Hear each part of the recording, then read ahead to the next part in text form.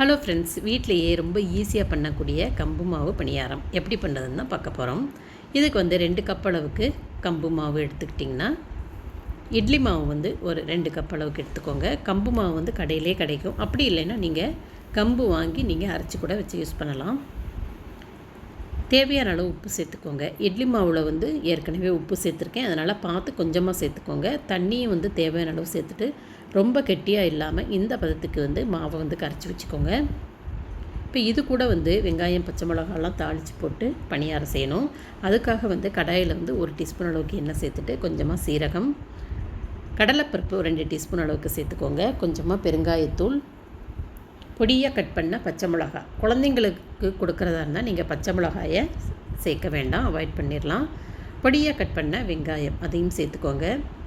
தேங்காய் துருவல் இஷ்டம் இருந்தால் நீங்கள் தேங்காய் துருவலும் சேர்த்துக்கலாம். பணியாரம் நல்லா டேஸ்ட்டாக இருக்கும். கருவேப்பிலை சேர்த்துட்டு நல்லா வதக்கிடுங்க. நல்லா வதங்கினதுக்கப்புறம் இதை நம்ம மிக்ஸ் பண்ணி வச்ச மாவு கூட சேர்த்துக்கணும். இப்போ பணியாரக்கல்லை அடுப்பில் வச்சுட்டு நெய் இல்லைன்னா எண்ணெய் எது வேணாலும் நீங்கள் யூஸ் பண்ணிக்கலாம். எண்ணெய் ஊற்றுறதா இருந்தால் நீங்கள் கடலை எண்ணெயும் நல்லெண்ணெயும் மிக்ஸ் பண்ணி ஊற்றி இந்த பணியாரம் செஞ்சு பாருங்கள், நல்ல டேஸ்ட்டாக இருக்கும். இப்போ கொஞ்சம் கொஞ்சமாக மாவு எடுத்து ஒவ்வொரு குழியிலையும் ஊற்றி நீங்கள் சுட்டு எடுத்திங்கன்னா நல்ல டேஸ்ட்டான கம்பு பணியாரம் ரெடி ஆயிரும்.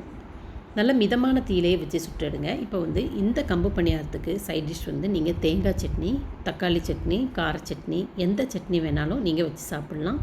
ரொம்ப நல்லாயிருக்கும். ரொம்ப ஈஸியாக பண்ணக்கூடிய இந்த கம்பு பணியாரத்தை நீங்களும் வீட்டில் ட்ரை பண்ணி செஞ்சு பாருங்கள். எப்படி இருக்குன்னு சொல்லிவிட்டு எனக்கு கமெண்ட் பண்ணுங்கள். என்னுடைய சேனலை சப்ஸ்கிரைப் பண்ணாதவங்க சப்ஸ்கிரைப் பண்ணிக்கோங்க. தேங்க்யூ.